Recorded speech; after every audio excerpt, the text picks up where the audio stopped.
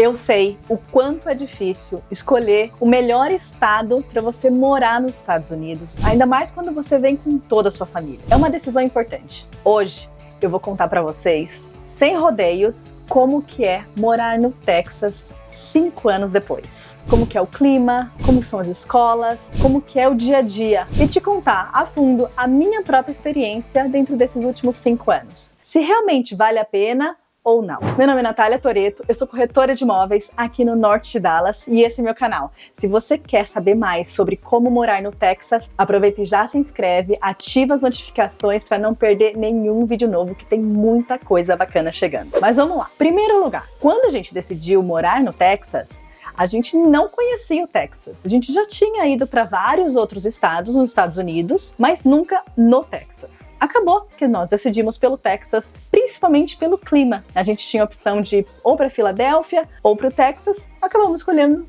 Texas pelo clima, porque a Filadélfia era muito frio para nós.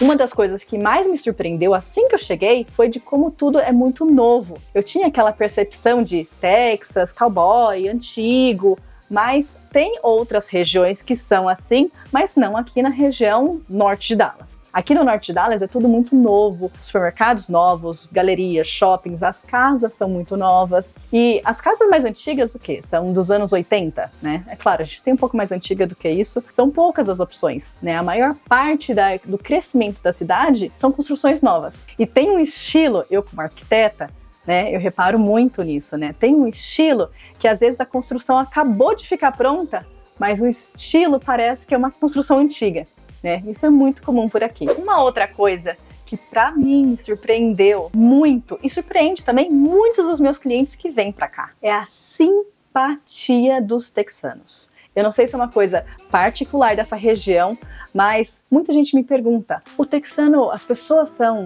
preconceituosas, discriminação, racismo? Gente, eu nunca vi nada desse tipo. Muito pelo contrário, as pessoas são muito simpáticas, são muito receptivas.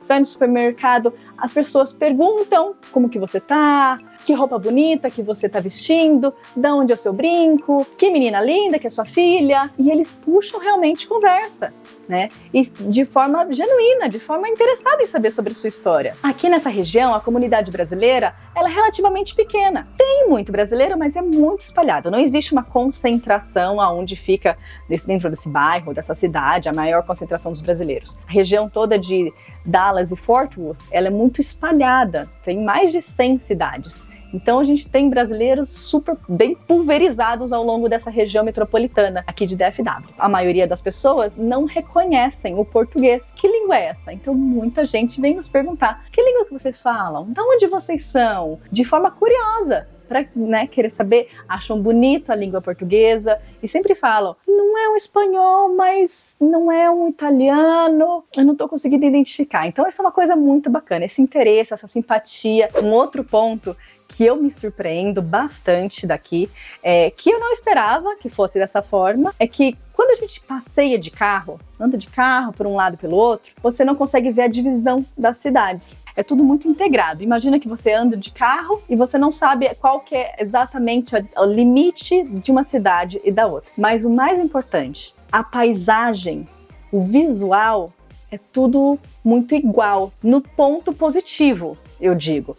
Porque no igual no sentido de casas muito bonitas, de uma paisagem limpa, organizada e a palavra-chave, projetada. Por que é projetado? Porque o zoneamento aqui é muito específico. De novo, eu como arquiteta, eu acabo reparando muito nisso. Então nós temos bairros residenciais específicos que não tem lojinhas, né, um mercadinho, nem nada disso. Outras regiões que é a parte do comércio, principalmente onde tem mais acesso às principais rodovias e ruas, aí é onde tem a concentração do comércio em si. Então, quando a gente fala, a gente não vê ninguém andando na rua, realmente não vê ninguém andando na rua, porque são condomínios de casas. Imagina no Brasil aqueles grandes condomínios residenciais. Dentro do condomínio, muitas vezes não tem, né, um comércio, uma padaria, alguma coisa desse tipo. E aqui é a mesma coisa. Você realmente precisa pegar carro para tudo. Então, isso é uma coisa que eu gosto pela organização, pela limpeza, por ter o mesmo visual. né, é uma coisa que me surpreendeu positivamente, né? E hoje em dia, quando eu vou para uma outra região que é um pouco mais bagunçado, assim, eu acabo estranhando. Eu brinco até que a gente mora dentro de uma bolha aqui na região norte de Dallas. Vou te ajudar a imaginar como que funciona aqui. Por exemplo, eu sou do estado de São Paulo, né? Imagina que tem a cidade de São Paulo, que seria Dallas, né? Aí tem a região metropolitana de São Paulo, com todas as cidades aí, Guarulhos, Diadema, o grande ABC. Então, que você não consegue ver muita divisão, é claro, não estou comparando as cidades em si, só estou dando o contexto. E você tem Alphaville. Alphaville cheia de condomínios residenciais. O subúrbio de Dallas é como se fosse vários Alphavilles, bem zoneado, com vários condomínios fechados, abertos, muito organizado. Deu para entender um pouquinho? Agora, se você não é de São Paulo, pelo menos você deve ter já ouvido falar alguma referência em relação ao que eu acabei de comentar. Uma outra coisa que depois de 5 anos a gente acaba se acostumando, que é com o clima. O clima aqui é muito definido. E definido no sentido, extremo. Em agosto, principalmente, é aquele quentura. Diria assim, máxima 42 graus. Parte boa, tudo tem ar-condicionado. Todas as casas têm ar-condicionado central. Você entra no carro, tem ar-condicionado. Então você acaba fazendo atividades que envolvem água. Piscina, ir para o lago, ou atividades indoor, dentro dos ambientes que tem ar-condicionado. Mas é muito extremo, realmente. Mas não é o mês inteiro de agosto. É basicamente uma semana ali que dá aquela fritada, vamos dizer assim. Mas nas outras estações do ano é maravilhoso. Outono e primavera são definitivamente as minhas estações do ano preferidas. Que você consegue fazer muita coisa ao ar livre, caminhar, fazer churrasco, que é uma delícia. Agora no inverno, lá para dezembro, janeiro, realmente é frio.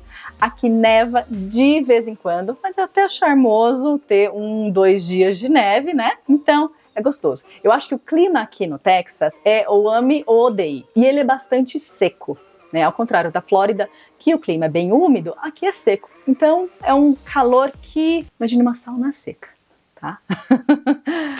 Um outro ponto relacionado a clima são os tornados, que depois de 5 anos a gente acaba se acostumando com os alertas, as sirenes, a gente acaba encontrando quais são as fontes de sites, televisão, de notícias para acompanhar, né, quando está tendo algum tipo de tempestade, mas é uma coisa que a gente não se preocupa, não fica mais tão tenso como no primeiro ano, que na primeira sirene estava eu, Cássio, Laurinha e o nosso cachorro Ralph, tudo dentro de um closet, esperando passar. A gente se acostuma, então hoje tem sirene, a gente continua lá cozinhando, acompanhando a notícia, então tá tudo certo. Outro ponto, transporte público. Basicamente inexistente, aqui principalmente nessa região do norte de Dallas. Se você vem pra cá e fala, quero morar num lugar que eu consiga caminhar e fazer as coisas a pé, esse lugar não é pra você. Talvez sim seja Dallas, a cidade grande, com certeza. A cidade grande Dallas, você vai conseguir morar num apartamento, que você consegue ir a pé em vários lugares, usar o transporte público,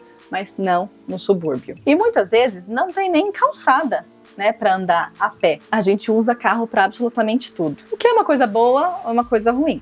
Depende da pessoa. E falando de pegar carro, aqui no Texas é tudo grande. Grande mesmo. As rodovias são grandes, os carros são grandes, as comidas nos restaurantes, os pratos são enormes, as escolas são gigantescas, enormes. As igrejas são grandes casas de espetáculos, praticamente, e com muita estrutura. Muitos clientes, quando vêm aqui, a gente está andando de carro, visitando algumas regiões, e eles passam em alguns lugares e falam, meu Deus, o que é isso?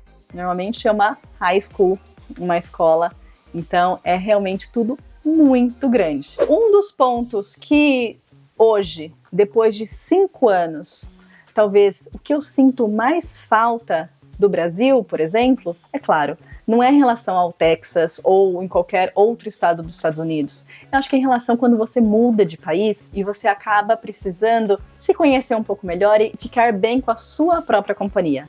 Não diria a palavra solidão, talvez individualidade, porque aqui a gente não tem como nós temos lá no Brasil aquela coisa de vamos num barzinho hoje, vamos encontrar os amigos, né, o tempo todo, você acaba ficando um pouco mais dentro de casa, um pouco mais introspectivo. É claro, a gente tem um círculo de amigos enorme que a gente adora fazer churrasco, fazer eventos e se encontrar, mas a gente também faz muita coisa entre nós. Eu acho que isso é uma característica de quem muda para outro país, né, com uma outra cultura, uma outra dinâmica, né, em família. Eu acho que aqui no Texas, se eu fosse resumir, 5 anos depois, a minha frase é: voltaria, escolheria e selecionaria com certeza o norte do Texas para morar. Pela questão de segurança, pela questão de atividades em família, pela questão das casas, dos espaços, dos carros, de não ter tanto trânsito, de ter uma imersão na cultura americana. Agora, uma coisa que eu não gosto daqui... Acho que um ponto ruim do Texas, pra gente, é que a gente sente realmente falta da praia, né? De ter esse acesso fácil da praia. Mas, pensando pelo ponto que a gente tá bem central e a 3 horas de distância para qualquer uma das costas americanas, né? Tanto a Flórida quanto a Califórnia, ou até mesmo a 2 horas e meia de Cancún, eu acho que a gente consegue sobreviver com isso. Aproveita e se inscreve no canal, ativa as notificações e deixa um comentário aqui o que você mais gostou desse vídeo.